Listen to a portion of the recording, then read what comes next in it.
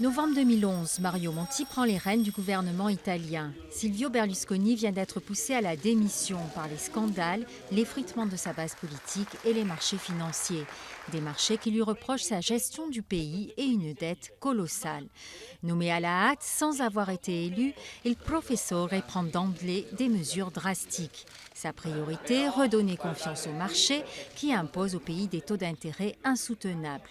La cure d'austérité est sévère, hausse des impôts, lutte contre les fraudeurs et réforme des retraites. L'Italie doit au plus vite résoudre de graves problèmes intérieurs, hérités du passé de plusieurs décennies, et qui la rendent à certains moments, face à certains de ses partenaires, peu crédible, voire pire. Ils la voient comme un foyer d'infection. La politique gouvernementale change, le style aussi. Ancien commissaire européen, âgé de 69 ans, Mario Monti est un homme discret et prudent, économe des deniers publics, l'inverse ou presque de son prédécesseur. Les marchés et ses partenaires européens lui font confiance.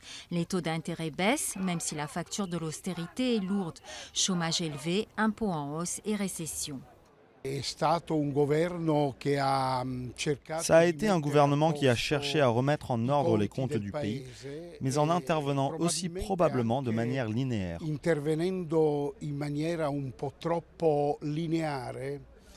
Et par linéaire, j'entends aussi un peu brutal parfois, comme par exemple sur les retraités.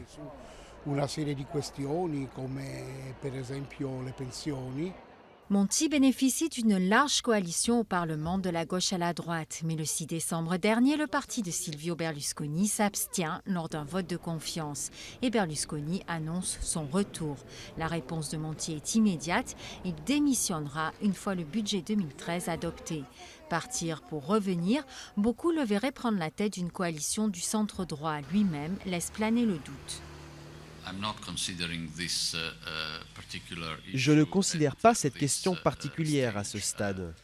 Tous mes efforts sont consacrés à finir ce que nous avons commencé avec ce gouvernement.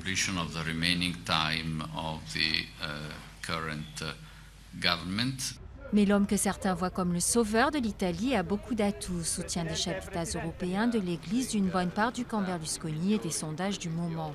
Lui-même ne se disait que de passage. La crise et les Italiens pourraient en décider autrement lors des élections prévues mi-février prochain.